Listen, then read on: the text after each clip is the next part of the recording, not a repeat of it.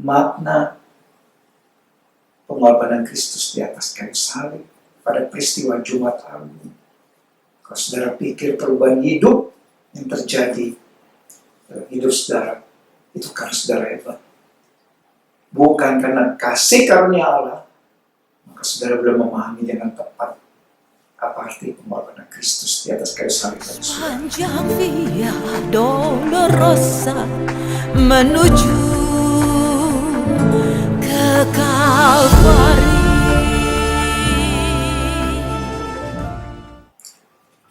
Dan yang ketiga, mengapa Jumat Agung itu menjadi peristiwa yang begitu agung? Yang ketiga, karena Jumat Agung adalah tentang keselamatan kekal jiwa manusia. Jumat Agung adalah tentang keselamatan jiwa manusia.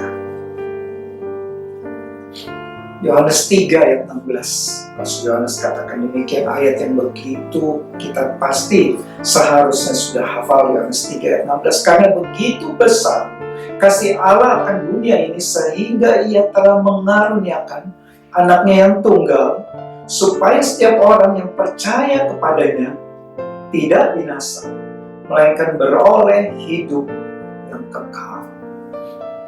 Jelas di sini, saudara-saudara sekalian, Rasul Yohanes tidak katakan demikian. Dia tidak katakan, karena begitu besar kasih Allah akan dunia ini sehingga ia telah mengaruniakan anaknya yang tunggal, supaya setiap orang yang percaya kepadanya menjadi kaya, menjadi sukses, menjadi makmur. Dia tidak katakan itu, tapi dia katakan supaya setiap orang yang percaya kepadanya tidak binasa, melainkan beroleh hidup yang kekal. Harus titik di situ. Gak boleh kita tambahkan yang berbeda. Jumat Agung adalah tentang peristiwa penyaliban Kristus bagi keselamatan jiwa kita. Dan ayat yang kedua, mengapa kita melihat Jumat Agung itu soal keselamatan jiwa? Rasul Yohanes katakan, 1 Yohanes 2 ayat 15, janganlah kamu mengasihi dunia dan apa yang ada di dalamnya.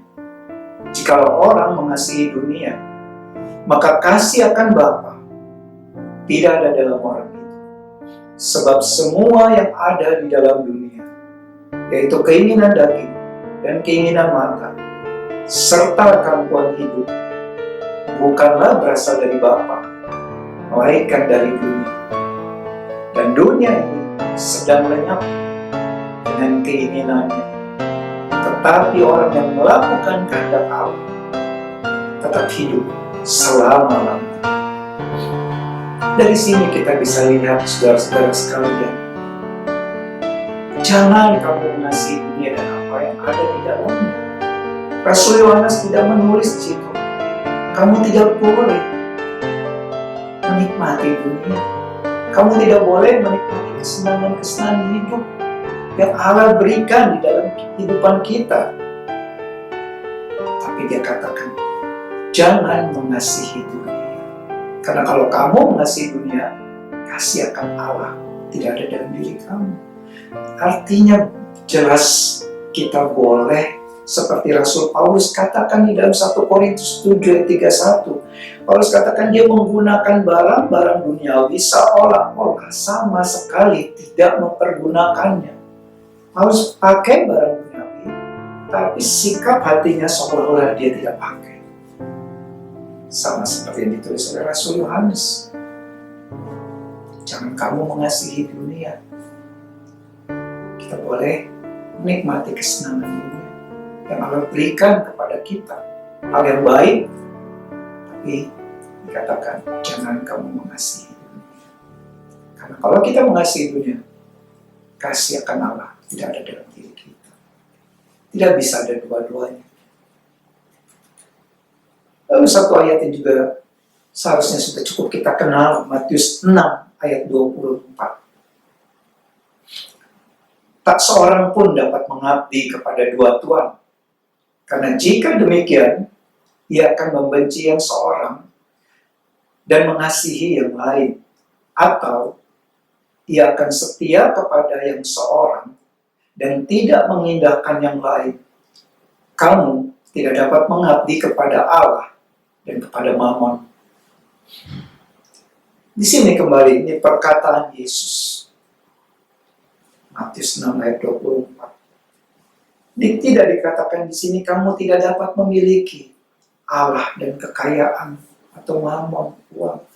Tapi dikatakan kamu tidak dapat mengabdi kepada Allah dan kepada Mammon.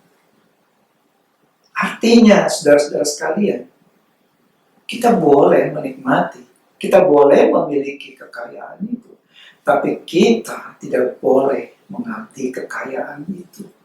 Mengabdi kepada kekayaan artinya kita dimiliki oleh kekayaan itu. Kita menyembah, kita menjadikan kekayaan itu sebagai Tuhan kita, menggantikan Allah yang sejati. Dan itu adalah hal yang salah. Itu adalah sebuah dosa yang dikatakan oleh Yesus. Kamu tidak dapat mengabdi kepada Allah dan kepada Mammon. Ada beda antara saudara memiliki kekayaan atau saudara mengabdi kepada kekayaan itu. Memiliki kekayaan berarti kekayaan tersebut, kekayaan saudara itu yang mengabdi kepada saudara, bukan saudara yang mengabdi kepada dia.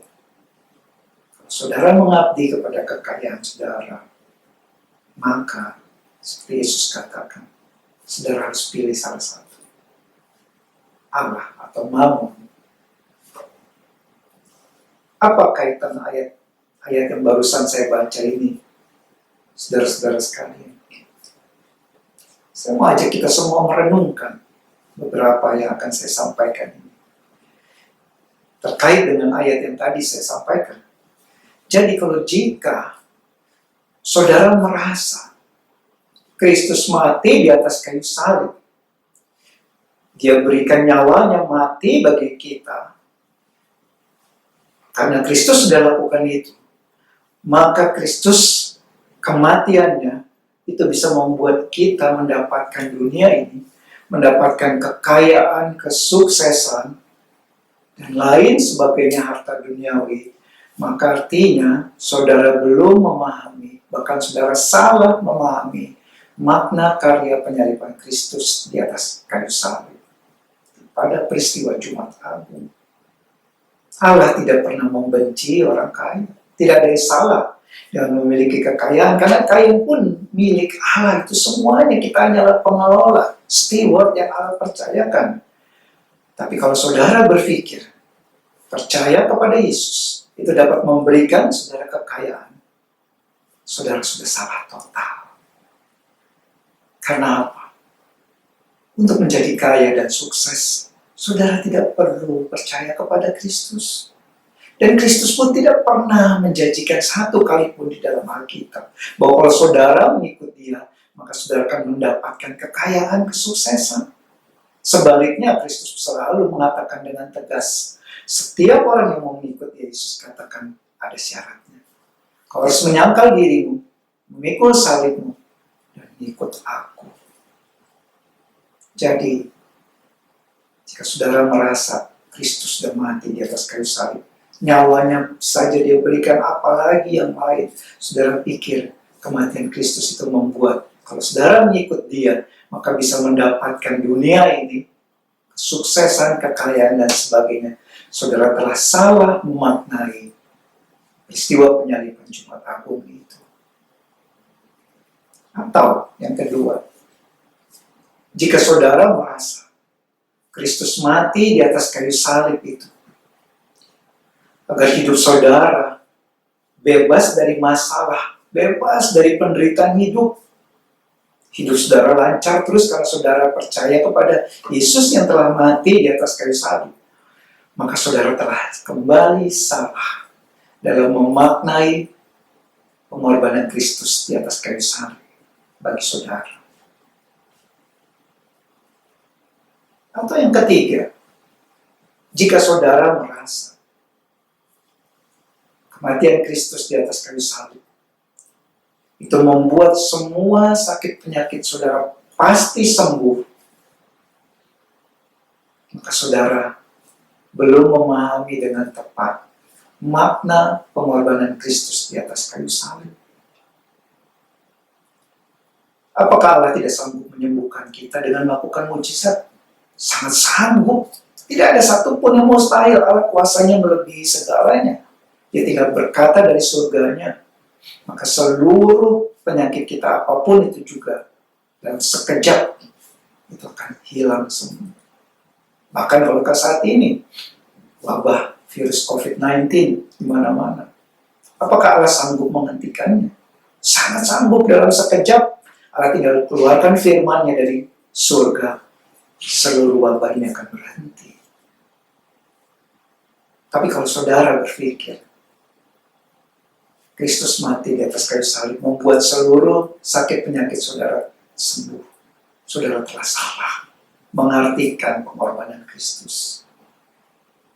Terlalu kecil kalau Kristus harus mati di atas kayu salib hanya untuk menyembuhkan sakit penyakit kita, saudara-saudara. Kristus tidak perlu mati di atas kayu salib hanya untuk supaya bisa memiliki kuasa menyembuhkan sakit penyakit kita. Dia bisa lakukan itu di surganya. Dia tidak perlu turun ke dalam dunia. Namun untuk menyelamatkan kita, jiwa kita, dia tidak bisa hanya ada di surga. Dia harus turun, mengambil rupa manusia, menderita, mati di atas kayu salib. Hanya itu satu-satunya cara untuk Kristus menyelamatkan kita. Kalau hanya untuk kesembuhan, dia tidak perlu mati di atas kayu salib. Dan kesembuhan itu Allah berikan. Seluruh kesembuhan yang saat ini kita alami, itu adalah kesembuhan ilahi. Baik itu kesembuhan secara natural, lewat tangan dokter yang merawat, obat-obat yang kita minum, peralatan medis yang digunakan, semua itu adalah alat yang Tuhan pakai untuk sembuhkan kita. Kalau kita sembuh, itu bukan karena obat, bukan karena dokter, bukan karena peralatan medis, tapi karena Allah berkehendak untuk kita sembuh. Allah yang sembuhkan kita secara natural. Seluruh kesembuhan itu boleh terjadi karena Allah. Sehebat apapun dokter kita, semahal apapun obat yang kita minum, namun kalau Allah tidak berkehendak untuk kita sembuh, kita tidak akan sembuh. Secara natural, Allah pakai semua itu untuk sembuhkan kita. Tapi yang menyembuhkan kita adalah Allah. Atau yang secara supranatural, Allah melakukan mujizat. Tanpa obat, tanpa dokter, tanpa peralatan medis, kita bisa sembuh. Bisa, sangat bisa. Allah bisa lakukan itu juga. Terserah Allah. Dalam kedaulatan dan hikmatnya Allah yang menentukan apakah si A Allah akan sembuhkan secara natural, melalui dokter, melalui peralatan medis, melalui obat. Apakah si B Allah akan sembuhkan secara supranatural, lewat mujizat. Itu terserah Allah. Namun entah yang natural, entah yang supranatural, semua kesembuhan itu adalah kesembuhan ilahi, berasal daripada Allah. Dan yang keempat, yang terakhir, saudara sekalian, mengapa peristiwa Jumat Agung itu menjadi begitu agung? Yang keempat, karena Jumat Agung telah merubah pusat hidup manusia dari dirinya sendiri menjadi berpusat kepada Kristus. Kristus mati di atas kayu salib. Kematian Kristus, kalau kita imani itu sebagai satu-satunya jalan untuk kita bisa mendapatkan keselamatan, itu artinya kita telah diubahkan pusat hidup kita, bukan diri kita sendiri lagi, tapi Kristus. Mengapa saya berani katakan demikian? Ayat Alkitab yang menjadi dasarnya. Tulisan Rasul Paulus pada jemaat di Galatia 2 ayat 19b sampai 20. Aku telah disalibkan dengan Kristus, namun aku hidup. Tetapi bukan lagi aku sendiri yang hidup, melainkan Kristus yang hidup di dalam aku. Dan hidupku yang kuhidupi sekarang di dalam daging adalah hidup oleh iman dalam Anak Allah yang telah mengasihi aku dan menyerahkan dirinya untuk aku. Paulus katakan, aku disalibkan dengan Kristus. Waktu peristiwa penyaliban Kristus, Paulus tidak ikut disalibkan di sana. Namun, dia katakan, aku telah disalibkan dengan Kristus. Dia bilang, aku hidup, tapi bukan lagi aku sendiri hidup, melainkan Kristus yang disalibkan itu yang hidup di dalam aku. Artinya Paulus mengatakan, aku telah mati bagi diri aku sendiri, bagi segala keinginanku, cita-citaku. Karena yang kuhidupi sekarang adalah Kristus hidup di dalam aku. Jumat Agung merubah pusat hidup manusia tadinya dari dirinya sendiri menjadi berpusat kepada Kristus. Lalu ayat yang selanjutnya Rasul Paulus katakan, Galatia 5 ayat 13, saudara-saudara, memang kamu telah dipanggil untuk merdeka, tetapi janganlah kamu mempergunakan kemerdekaan itu sebagai kesempatan untuk kehidupan dalam dosa, melainkan layanilah seorang akan yang lain oleh kasih. Kamu telah dipanggil untuk merdeka. Kematian Kristus memerdekakan kita. Namun dikatakan di sini, tetapi jangan kamu gunakan kemerdekaan itu sebagai kesempatan untuk hidup dalam dosa. Di sini kemerdekaan kita peroleh karena karya pengorbanan Kristus. Itu tidak berarti kita bisa hidup tanpa aturan, bebas hidup semaunya. Ayat lainnya terkait dengan ini, 2 Korintus 5 ayat 17. Jadi siapa yang ada di dalam Kristus, ia adalah ciptaan baru. Yang lama sudah berlalu, sesungguhnya yang baru sudah datang. Paulus tidak katakan demikian. Jadi siapa yang ada dalam Kristus, ia adalah orang yang lebih baik dari sebelumnya. Tapi ciptaan baru, lebih dari sekedar menjadi orang yang lebih baik. Engkau ciptaan baru. Siapa yang dalam Kristus? Kristus yang mati di atas kayu salib. Siapa yang ada di dalam dia? Adalah ciptaan baru. Engkau menjadi lebih baik, lebih sopan, itu sudah pasti, tapi engkau ciptaan baru. Atau satu ayat lagi dari Yakobus 2 ayat 14 dan 26. Saya mau bacakan Yakobus 2 ayat 14 dan 26. Apakah gunanya saudara-saudaraku jika seorang mengatakan bahwa ia mempunyai iman, padahal ia tidak mempunyai perbuatan? Dapatkah iman itu menyelamatkan dia?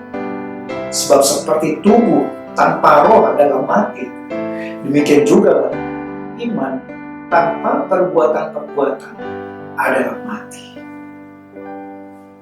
Apa kaitan ayat yang saya baca tadi dengan peristiwa Jumat Agung?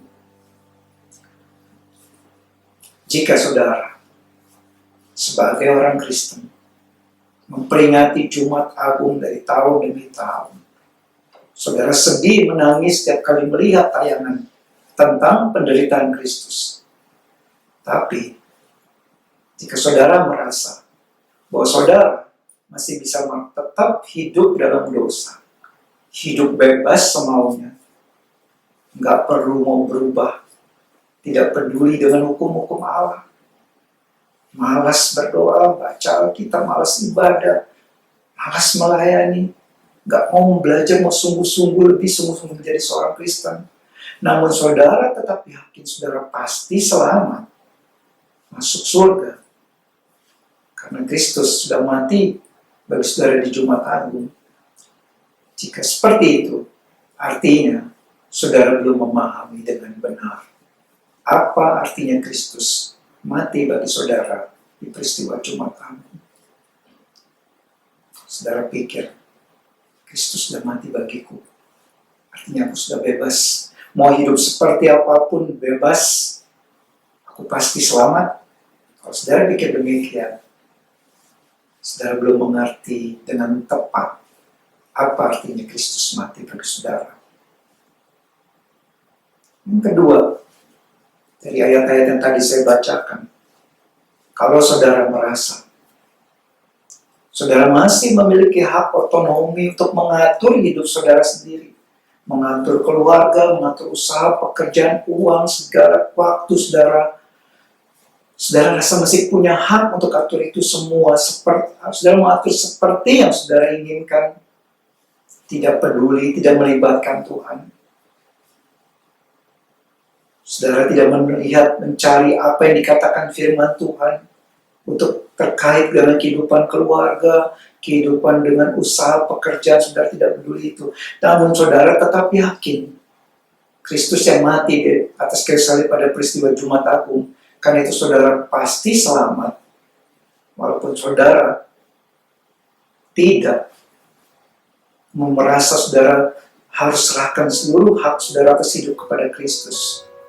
Itu berarti saudara belum memahami dengan tepat apa artinya Kristus mati bagi saudara di peristiwa Jumat Agung.